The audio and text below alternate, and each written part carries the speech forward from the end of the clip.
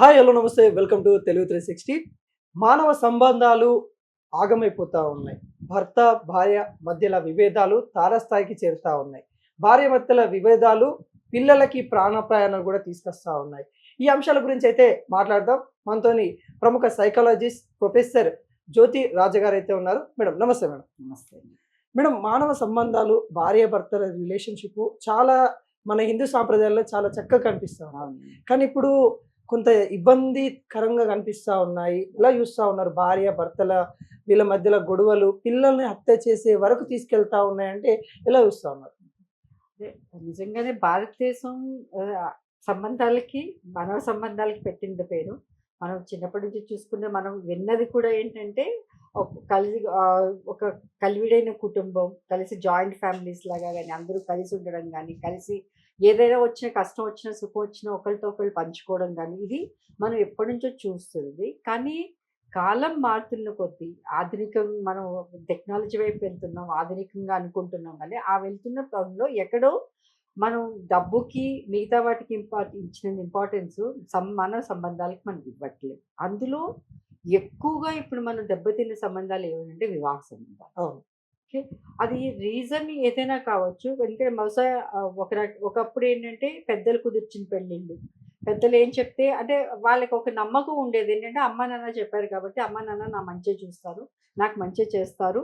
అయితే వాళ్ళు చెప్పి కూడా పంపించేవారు. పేరెంట్స్ ఏం చెప్పి పంపించారు, అమ్మ అత్తవారింట్లో ఎలా ఉన్నా కూడా సర్దుకోపో, నువ్వే కొంచెం సర్దుకో అని చెప్పేసి ఒకవేళ నిజంగా కూతురు ఒకవేళ అలిగి వెనక్కి వెళ్తే కూడా ఏదో సర్ది చెప్పి మళ్ళీ వెనక్కి పంపించేవారు. వాళ్ళు వీళ్ళు కూర్చొని మాట్లాడేవారు. ఇది ఒక మంచి ప్రాసెస్ జరిగేది. అవును. సో తర్వాత పిల్లలు పుట్టిన తర్వాత నార్మలైజ్ అయింది. ఇప్పుడు ఏమైందంటే ఆ సిస్టమ్ అన్నది టోటల్‌గా పోయింది.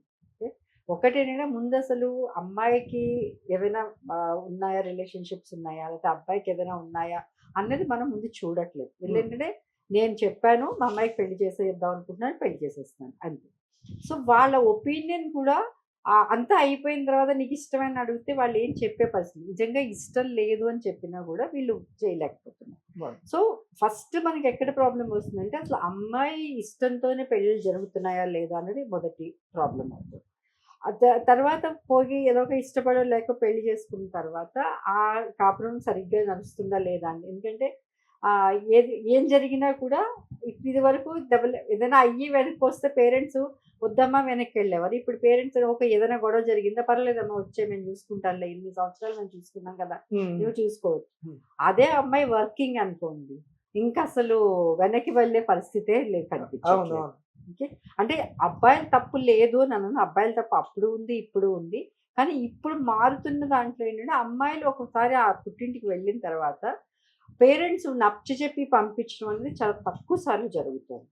అతను వచ్చినా కూడా మళ్ళీ వెనక్కి వెళ్ళాక ఉండదు. నెక్స్ట్ అనేది వచ్చినప్పుడు ఎందుకు అవ్వట్లేదు, రెండో కారణం ఏమవుతుందంటే వాళ్ళ రిలేషన్షిప్స్ ఏదైతే నిజంగానే బాండేజ్ ఎక్కడైతే డెవలప్ అవ్వాలో అదంతా కూడా ఎంత ప్యాకేజీల్లోనూ ఎంత సంపాదిస్తున్నావు, నీకేమున్నాయి, ఆస్తులే ఉన్నాయి, అక్కడితో ఆగిపోతుంది. కానీ నిజంగా నన్ను బాగా చూసుకుంటాడా, నాతో పాటు కలిసి ఉంటాడా, ఆ కేరింగ్ అండ్ షేరింగ్ అంటే అలాంటిది ఏదైనా ఉందా అన్నది ముందు జరగట్లేదు.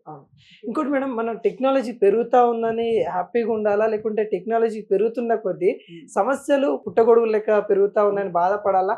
అర్థం అవ్వట్లేదు. ఎలా చూస్తాం ఈ టెక్నాలజీ రావడం వల్ల మానవ సంబంధాలు ఏ విధంగా పోతున్నాయంటే ఏం చెప్తారు? టెక్నాలజీ రావడం అనేది తప్పు కాదండి. ఎందుకంటే మనం ప్రస్తుతం మనం అప్డేట్ చేసుకుంటే ఉన్నాం. మనం పురాతన రాతి కాలంలో ఉన్నామని చెప్పి మనం అలా ఉండిపోలేదు కదా. మనం ముందుకు వచ్చాము, అన్ని డెవలప్ చేసుకుంటూ వచ్చాము. టెక్నాలజీని మంచిదే, కానీ దాని ప్రతి దాంట్లో ఒక యూజ్ అండ్ మిస్యూజ్ అని ఉంటుంది. ఓకే. టెక్నాలజీని మనం మంచిగాను వాడుకోవచ్చు, చెడుగాను వాడుకోవచ్చు. ఇప్పుడు ఏమవుతుందంటే మనం మిస్యూజ్ అనేది ఎక్కువ అవుతుంది. ఇప్పుడు మన దగ్గర చాలా మంది అక్రమ సంబంధాలకి చాలా యూజ్ చేస్తా ఉన్న పరిస్థితి. ఇప్పుడు నేనే చాలా కేసెస్ చూస్తాను. ఏంటంటే ఎక్కడో ఎవరో తెలియని మనం పక్క వాళ్ళని పలకరించడానికి మన దగ్గర టైం లేదంట. అవును. ఓకే. మీ పక్క వాటాలో ఎవరున్నారో తెలియదు, మీ ఇంట్లో ఉన్న వాళ్ళతోనే మీరు హాయ్ హలో అన్నారు, అసలు మీ చుట్టాల్లోనే ఎవరితోనూ మీరు మాట్లాడలేదు. ఎక్కడో ఏదో కంట్రీలో ఏదో చోట మీకు వాడు హల్లో చెప్తారు, మీరు హల్లో చెప్తారు. వాడు ఎవరు, అమ్మాయో అబ్బాయో తెలియదు, ఎవడో తెలియదు, ఏం చేస్తాడో తెలియదు, ఏమీ తెలియకుండా వాటితో ఫ్రెండ్షిప్ అని చేసినప్పుడు డెఫినెట్గా దానికి ఒక విలువ లేదు. ఎందుకంటే ఇన్స్టాలో చూసుకుని లేకపోతే స్నాప్చాట్లోనో పరిచయం అని చెప్పి వాడి కోసం ఇల్లు వదిలి వెళ్ళిపోయిన వాళ్ళు ఉన్నారు. అవును. కానీ డెఫినెట్గా ఏంటంటే ఇప్పుడు ఒక హస్బెండ్ ఇంట్లో ఉన్నప్పుడు వాళ్ళు సంపాదించాలి, ఇల్లుని చూసుకోవాలి, ఇల్లు సంపాదించుకోవాలి, పిల్లలు చూసుకోవాలి, ఇవన్నీ చూసినప్పుడు మేబీ వైఫ్కి ఇచ్చే టైం కొంచెం తక్కువ ఉండొచ్చు. ఎందుకంటే ఇవన్నీ ఇప్పుడు అలా అని చెప్పేసి 24/7 ఆవిడ పక్కనే ఉంటే ఎవరు సంపాదించి పెడతారు? అవును. అవ్వదు. సో డెఫినెట్గా వీళ్ళు బయటికి వెళ్ళినప్పుడు ఎక్కడో ఏదో నేను మిస్ అయిపోతున్నాను, ఆనందాన్ని మిస్ అయిపోతున్నాను. సో ఇప్పుడు బయట వాళ్ళు మాట్లాడేటప్పుడు చాలా ప్లీజింగ్గానే మాట్లాడతారు. ఇప్పుడు మనమైనా ఇంట్లో మాట్లాడినప్పుడు ఏంటంటే కొంచెం కసురుకున్నట్టో విసుకున్నట్టే మాట్లాడు. అదే బయట వాళ్ళతో మాట్లాడినప్పుడు చాలా బాగా మాట్లాడదు. వాళ్ళు ఎవరో తెలియని వాళ్ళు ఎప్పుడో ఒకసారి పరిచయం వాళ్ళతో వాళ్ళు బాగా మాట్లాడుతున్నారని అలాగే స్టార్ట్ అవుతున్నాయి. ఓకే, దానికి అట్రాక్ట్ అవుతారు. నిజంగానే అది కంటిన్యూ అవుతే ఎన్నాళ్ళు ఎలా ఉంటుందో అన్నది మనకి ఏం తెలియదు.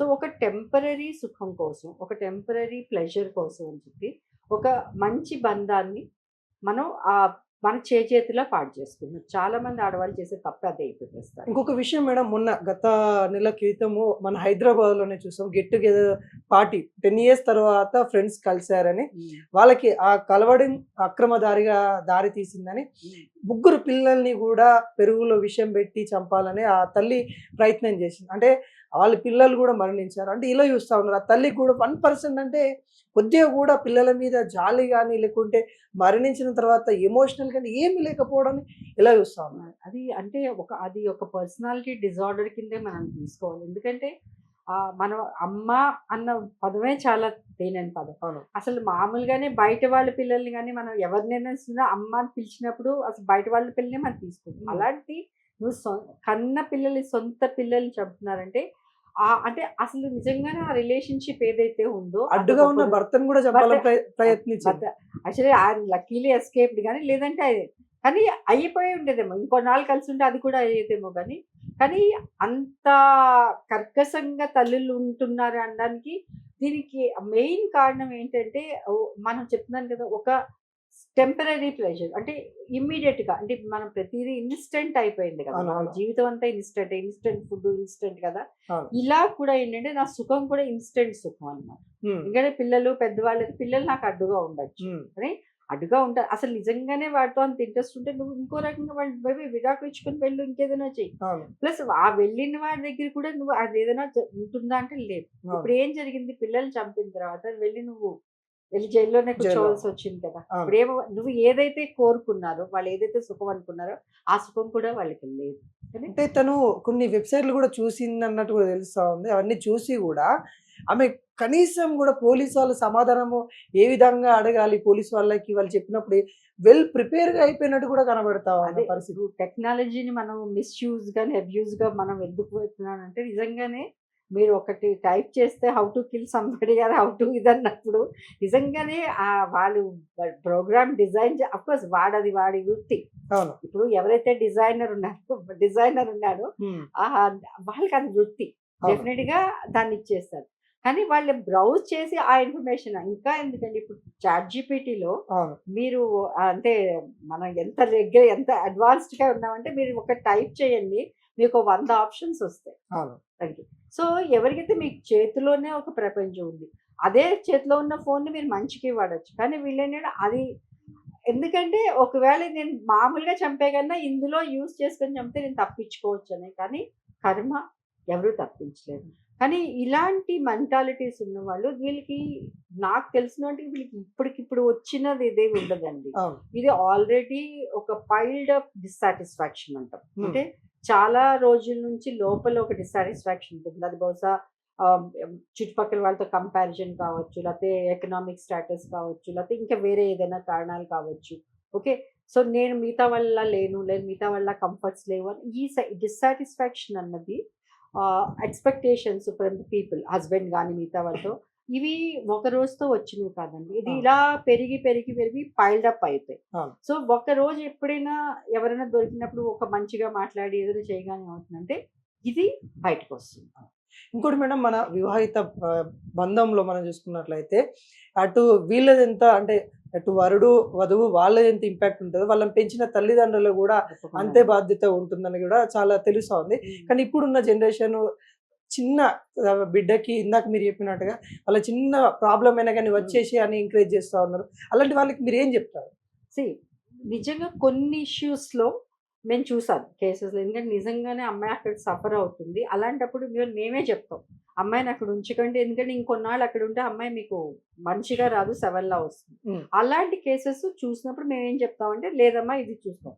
కానీ అక్కడ ఏ ప్రాబ్లము ఉండదు. అంతా నార్మల్‌గా ఉంటుంది. హ్మ్. కానీ ఒక్కటే అండి, పేరెంట్స్ నౌడేస్ అమ్మాయిల పేరెంట్స్ కూడా అమ్మాయి బాగా సంపాదిస్తుందనుకోండి. ఆ సంపాదన వీళ్ళకి ఇప్పుడు ఇంకోటేంటంటే ఒక అమ్మాయి ఉంటుంది కదా! ఇద్దరు అమ్మాయిలే ఉండరు. కొడుకులు ఉండరు. చూసేవాళ్ళు ఉండరు. హ్మ్. హ్మ్. సరే మా అమ్మాయి మా దగ్గరే ఉంటుంది. ఆ అమ్మాయి సంపాదన నేను అలాంటి కేసెస్ కూడా చూసాను. అమ్మాయి సంపాదనతో వీళ్ళు యాష్ చేసి, వీళ్ళు టూర్‌లకెళ్ళి, వీళ్ళు కొనుక్కొని, వాళ్ళ ఇల్లు కొనుక్కొని, ఆ అమ్మాయి పాపం అదే కష్టపడుతుంది. ఆ! ఓకే. సో, ఆ పేరెంట్స్ ఎవరైతే సిట్యుయేషన్ బట్టి అందరికీ ఒకటే రూల్ మనం అప్లై చేయలేం. ఎవరైతే జెన్యూన్ ప్రాబ్లమ్ ఉందో వాళ్ళకి మనం డెఫినిట్‌గా రమ్మని చెప్పాలి. కానీ ఒక చిన్న చిన్న విషయాలకి ఏదో చిన్న మాట అన్నాడనో ఇలా వచ్చినప్పుడు డెఫినిట్‌గా పేరెంట్స్ మళ్ళీ వాళ్ళకి నచ్చచెప్పి పంపించాలి. ఇన్ కేస్ మీ వల్ల కాకపోతే అట్‌లీస్ట్ ఒక ప్రొఫెషనల్ సాయం తీసుకోండి. లేదా పెద్దవాళ్ళు ఇప్పుడు ఒకవేళ మీ ప్రొఫెషన్ దగ్గరికెళ్ళకపోతే పెద్దవాళ్ళ సాయం, వేరే వాళ్ళు సాయం తీసుకోండి. అంతేగాని చిన్న చిన్న విషయాలకి కాపురాలు చెడగొట్టిన తర్వాత ఇప్పుడు లైఫ్ లాంగ్ వీళ్ళుండరు. అవును. వీళ్ళు ఆల్రెడీ 60స్‌లోనో ఎంతో ఉంటారు. మా అయితే మాక్సిమం 10 ఏళ్ళో 15 తర్వాత అమ్మాయి పరిస్థితి. అవును. అది అది ఐ థింక్ చాలా మంది పేరెంట్స్ ఆలోచించని విషయం ఏంటంటే, మీరున్నంత కాలం బానే ఉంటుంది. మీరు పోయిన తర్వాత అమ్మాయి పరిస్థితి ఏంటి? ఒక చిన్న థాట్ అండి అది. ఆ థాట్ గనుక ఇవ్వగలిగితే నేను జనరల్‌గా అదే చెప్తాను. మీరున్నారంటే ఓకే. ఒకవేళ మీకు ఒంట్లో బాలేదు, లేదా మీకేదైనా జరగచ్చు. అప్పుడేంటి పరిస్థితి? ఇంకోటి విషయం మేడం, అంటే ఈ లవ్, మ్యారేజ్ ఇవన్నీ ఒక సైడ్ అయితే, ఇంకోటి నానమ్మ డబ్బులు ఇవ్వలేదని మనవడు నానమ్మనే హత్య చేసిన ఘటనలు చూస్తా ఉన్నాము. నాన్న ఏదన్నా పని ఎక్కువ చెప్తా ఉన్నాడని నాన్ననే హత్య చేసిన వాళ్ళని చూసాం. ఎందుకు ఇంతగానం అయితా ఉన్నాయి? ఎందుకు ఈ మానవ సమాజం హత్యలే చాయిస్‌గా తీసుకుంటున్నారనంటే ఏం చెప్తారు? మనం ప్రస్తుతం ఉన్న స్టేజ్ ఎలా ఉందంటే, అంటే నిజంగానే చెప్పాలంటే ఒక ఫ్రస్ట్రేటెడ్ స్టేజ్ ఉంది.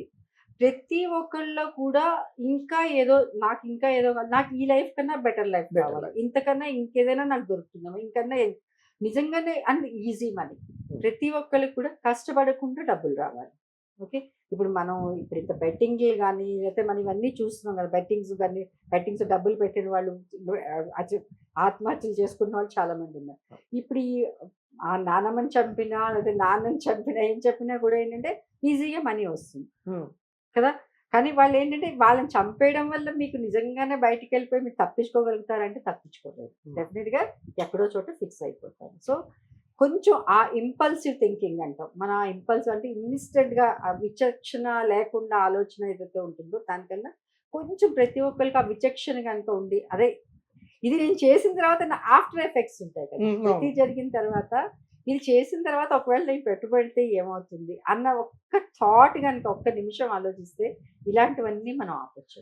మేడం, ఫైనల్‌గా మనిషి అనే వ్యక్తి మనీకి చాలా వాల్యూ ఇస్తా ఉన్నారు. మనిషికి మనిషి వాల్యూ ఇవ్వట్లేదు. ఏం చెప్తారు? ఈ దాని మీద ఈ మానవాళికి ఏం చెప్తారు? మనీ మ్యాటర్స్ అండి. డెఫినిట్‌గా మనీ మ్యాటర్స్. కానీ మనీ నాట్ ఓన్లీ మ్యాటర్స్ అంతే. Only money is not everything. డబ్బులుండాలి. మనం వెళ్ళాలంటే కంఫర్ట్స్‌కి కోసం అన్నిటి కోసం డబ్బులుండాలి. కానీ డబ్బు వల్ల అన్నీ సాధించాలి అనుకుంటే ఇప్పుడు దేశంలో ఉన్న ధనవంతులు ఎవరికీ జబ్బులు రాకూడదు. వాళ్ళకేమి ప్రాబ్లమ్స్ ఏమి ఉండకూడదు. అంతే కదండీ! అవునవును. మనం చూస్తున్న డబ్బున్న వాళ్ళకి అలాంటివి ఉండకూడదు. సో, డబ్బు అవసరం. డబ్బు కన్నా అవసరం ఏంటంటే మనుషులు. రేపొద్దున మీరు ఒక్కళ్ళు ఒంటరిగా ఉంటే ఎవరో వచ్చి మిమ్మల్ని ఎలా ఉన్నామని పలకరించే ఒక్క మనిషి లేకపోతే ఆ life waste. Thank you. Thank you.